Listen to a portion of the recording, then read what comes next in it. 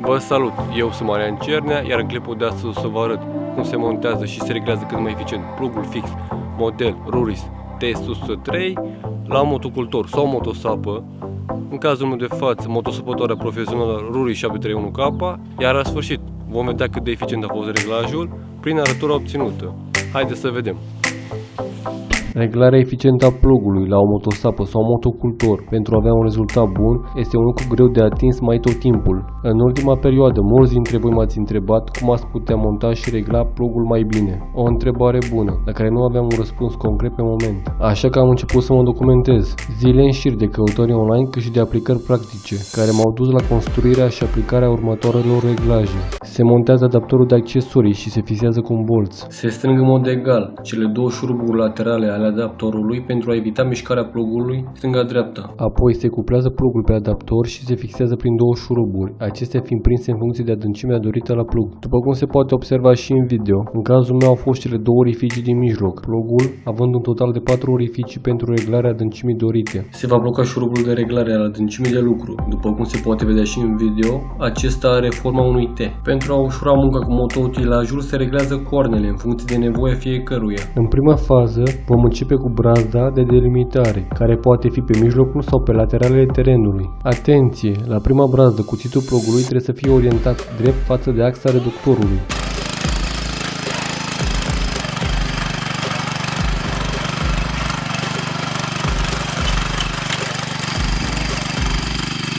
A fost nevoie de a face mai multe delimitări, datorită pomilor care nu permiteau să ard doar cu o singură delimitare. După ce am efectuat prima brază, se va regla cuțitul plugului, astfel încât acesta să depășească către dreapta axa reductorului. Atenție ca deplasarea către dreapta spre axa reductorului a cuțitului să nu fie maximă, să fie suficient ca să depășească, deoarece cu cât va fi la maxim, va ieși brazda mai mare, iar acest lucru va solicita foarte mult motosăpătoarea. Din zona aceasta se reglează cuțitul plugului pentru a depăși axa reductorului spre dreapta. Totodată, talpa plugului trebuie să fie paralelă cu terenul. Vom strânge cele două șuruburi laterale ale adaptorului de blocare a mișcării plugului stânga-dreapta, iar pentru a evita slăbirea acestora în mers, vom folosi o cheie. Vom bloca și șurubul de reglare al adâncimii de lucru, dar pe întreg proces al acestei operații vom ține apăsat pe vârful plugului pentru a nu se deplasa din poziția inițială. În cele din urmă vom porni motorul, apoi se va utiliza treapta întâi pe tot parcursul lucrului. Astfel vom evita ca roțile să piardă aderența de pe sol și să nu mai tragă plugul în mod eficient, iar viteza redusă permite plugului să pătrundă mai în adâncime.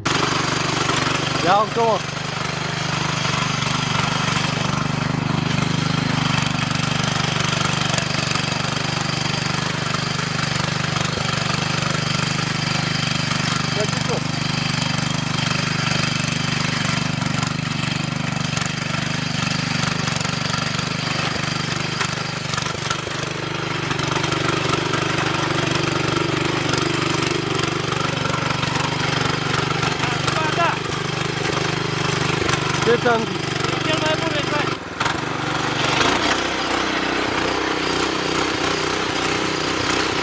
Săbitor!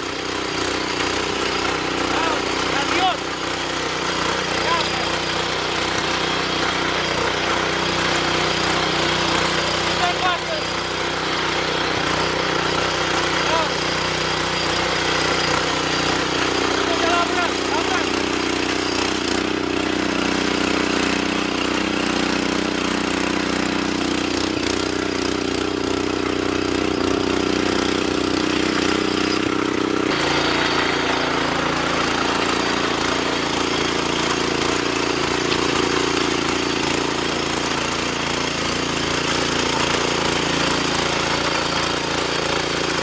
Comod!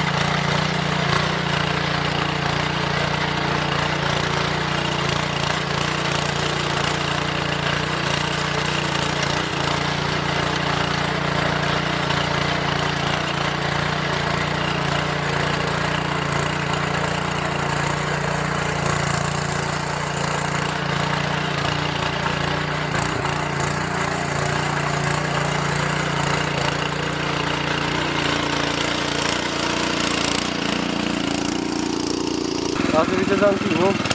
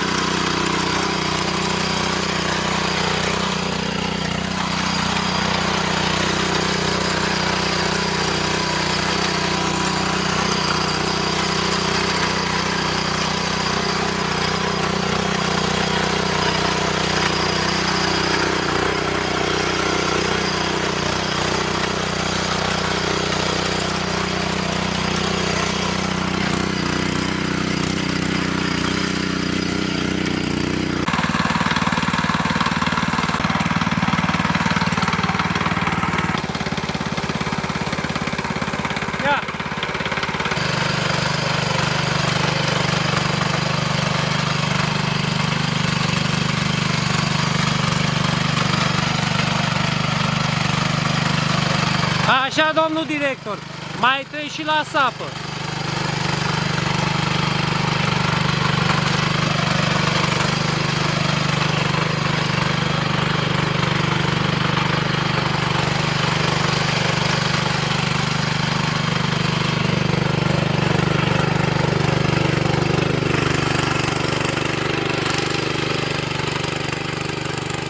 Ca de final vreau să subliniez faptul că nu există un reglaj perfect standard pe care noi toți să-l respectăm pas cu pas și să iese o arătură perfectă. Dar, adaptând sfaturile despre reglajele spuse de mine anterior, în funcție de nevoia fiecăruia dintre voi, se poate ajunge la un reglaj dorit. Concluziile mele în urma arăturii obținute datorită reglajelor efectuate la plug sunt necesari niște manicozi lungi pentru o stabilitate sporită a motoutilajului. Vă recomand să aveți o contragreutate prinsă în fața motocultorului pentru a avea o aderență a roților metalice pe sol mai bună. Pe întreg procesul de lucru, roata metalică din partea dreaptă a plugului va merge pe șanțul arăturii efectuate anterior.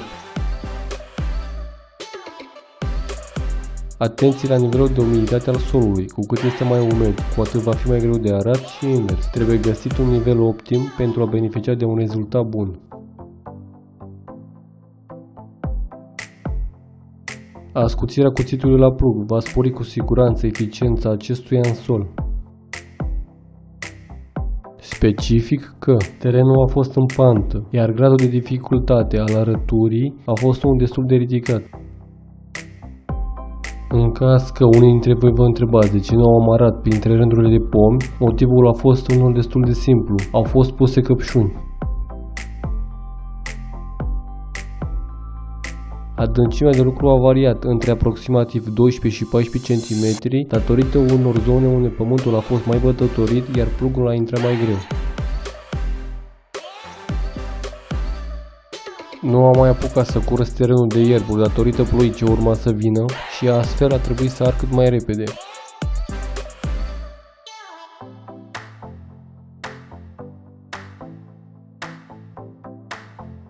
La un moment dat, chiar eu personal am mers cu motoutilajul pentru a vedea cum se descurcă și am rămas surprins de ce arătură ieșea în urma lui și totodată, pentru cei care au întrebat de ce nu apar în videouri.